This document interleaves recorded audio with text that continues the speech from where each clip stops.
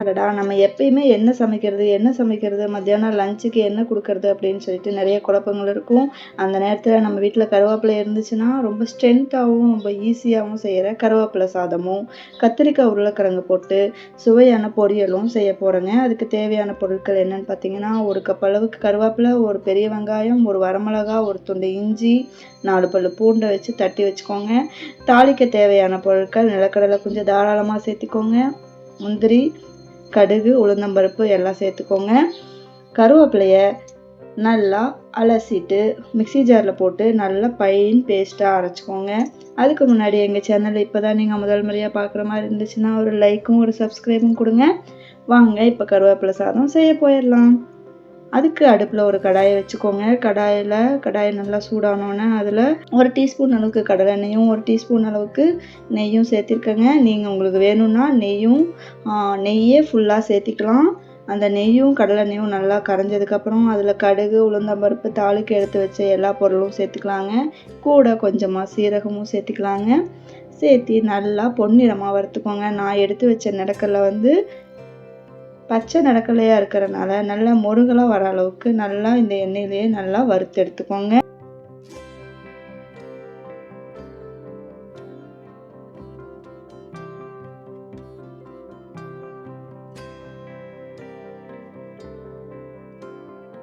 இந்த பருப்பெல்லாம் நல்லா கலர் மாதிரி பொன்னிறமாக மாறிடுச்சுங்க. இந்த டைமில் ஒரு பெரிய வெங்காயத்தை வெட்டி வச்சுருக்கோம் இல்லைங்க, அதை போட்டு நல்லா ஃப்ரை பண்ணுங்க. கூட வரமிளகாயும் போட்டுக்கோங்க.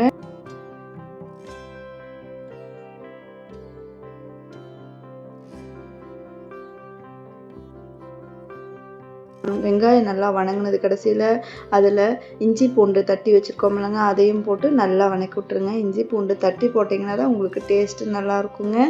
அரைச்சி போடுறத விட தட்டி போட்டுக்கோங்க, ரொம்ப நல்லாயிருக்கும்.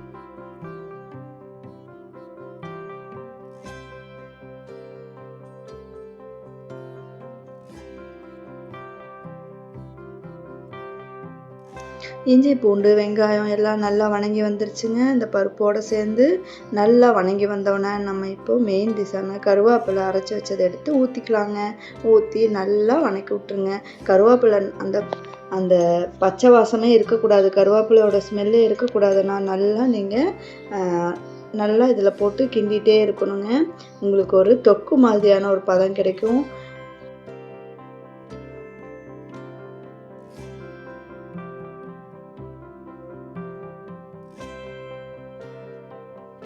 கருவேப்பிலை கிரேவி எப்படி வணங்கிருச்சு அப்படின்னு நம்மளுக்கு தெரியும் அப்படின்னு பார்த்தீங்கன்னா, அந்த கலர் நம்ம ஊற்றும் போது இருந்த பச்சை கலரை விட்டுட்டு அதிலிருந்து நல்ல ஒரு மரப்பச்சை கலரில் மாறிடுங்க. அது நல்ல ஒரு டேஸ்ட் இருக்கும். இந்த டைமில் நம்ம உப்பு தேவையான அளவுக்கு தண்ணி ஊற்றி உப்பு போட்டு நல்லா கொதிக்க விட்டுருங்க. நல்லா தொக்கு மாதிரி இந்த பதத்துக்கு தொக்கு மாதிரியான பதம் வந்துருச்சு பாருங்கள். இப்போது இந்த மாதிரியான பதத்துக்கு வந்ததுக்கப்புறமா நம்ம வடித்து வச்ச சாப்பாடு சேர்த்து நல்லா கிண்டி விட்டுறலாங்க. இப்போது சுவையான கருவேப்பிலை சாதம் ரொம்ப உடம்புக்கும் நல்லது, எல்லாருமே ஈஸியாக சாப்பிடுவாங்க. லஞ்ச் பாக்ஸ் கூட நம்ம யூஸ் பண்ணிக்கலாங்க, அவ்வளோ நல்லாயிருக்கும்.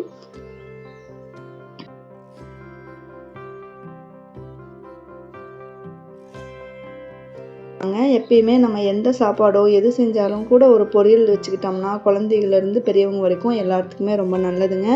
அதனால் நான் இன்றைக்கி செய்கிற பொரியல் என்னன்னு பார்த்தீங்கன்னா, கத்திரிக்காயும் உருளைக்கிழங்கும் வச்சு சுவையான எங்கள் அம்மா ஸ்டைலில் ரொம்ப அற்புதமான ஒரு ஈஸியான, அதாவது முக்கியமாக சொல்லணுன்னா ரொம்ப ஈஸியான பொரியல் செய்ய போகிறேங்க. கருவேப்பிலை சாதத்துக்கும் கத்திரிக்காய் உருளைக்கிழங்கு பொரியலுக்கும் அல்டிமேட்டான டேஸ்ட்டுங்க. கண்டிப்பாக நீங்களும் இதே மாதிரி செஞ்சு பாருங்கள்.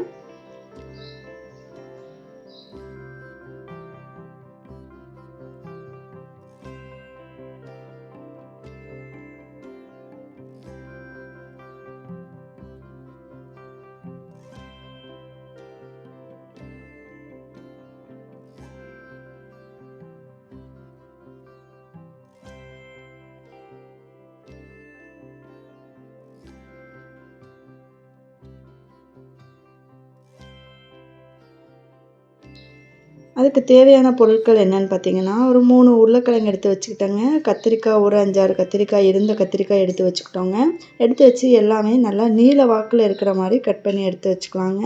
கட் பண்ணோன்னே நம்ம அப்படியே வைக்கக்கூடாது. தண்ணியில போட்டு நல்லா கழுவி வச்சுக்கோங்க.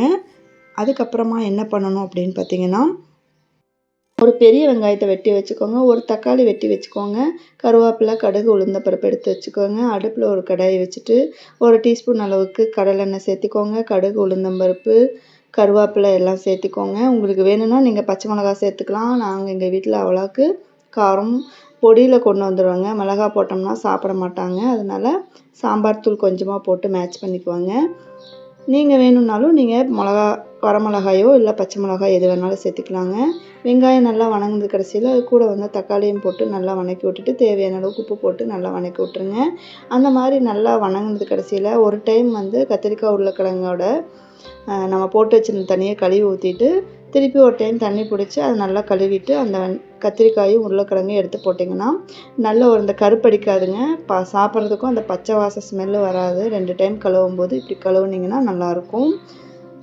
இப்போ நம்மளோட உருளைக்கிழங்கும் கத்திரிக்காயும் நல்லா அந்த கிரேவியோட மிக்ஸ் ஆகுதுங்க. கூட மஞ்சத்தூள் கொஞ்சமாக சாம்பார் தூளும் சேர்த்துக்கிறாங்க. உங்களுக்கு எவ்வளோ வேணுமோ அவ்வளோ சேர்த்துக்கலாம் நீங்கள் எடுக்கிற காயை பொறுத்து. நான் அளவான கொஞ்சமாக சும்மா அப்படியே ஒரு ஃப்ளேவருக்காக நான் வந்து சாம்பார் தூள் கொஞ்சமாக சேர்த்துக்கிட்டேங்க. நல்லா இதை கிண்டி விட்டுட்டு ஒரு 1/4 டம்ளர் அளவுக்கு மட்டும் தண்ணி சேர்த்துக்கோங்க. ரொம்ப நிறையா சேர்த்துனீங்கன்னா டேஸ்ட் வந்து உங்களுக்கு கிடைக்காது. 1/4 டம்ளர் போட்டிங்கனாவே போதும். நல்லா வெந்து வந்துடும் காய். காய் நல்லா வெந்து வரும்போது உங்களுக்கு டேஸ்ட் வைஸ் பார்த்திங்கன்னா ரொம்ப சூப்பராக இருக்கும். ஒரு 2 டேபிள் ஸ்பூன் அளவுக்கு தேங்காய் துருவி வச்சுக்கோங்க. அதையும் வந்து நீங்கள் இது மேலே கடைசியாக போட்டு இறக்குனீங்கன்னா இந்த அற்புதமான கருவேப்பிலை சாதத்துக்கும் கூட இந்த உருளைக்கிழங்கு கத்திரிக்காய் பொரியலுக்கும் அவ்வளோ டேஸ்ட்டாக இருக்குங்க. கண்டிப்பாக நீங்களும் செஞ்சு பாருங்கள். செஞ்சு பார்த்துட்டு உங்கள் கமெண்ட்டை எனக்கு சப்ஸ்கிரைப் பண்ணிவிட்டு கமெண்ட் பண்ணுங்கள். தேங்க்யூ ஸோ மச் ஃபார் வாட்சிங் திஸ் வீடியோ. தேங்க்யூ.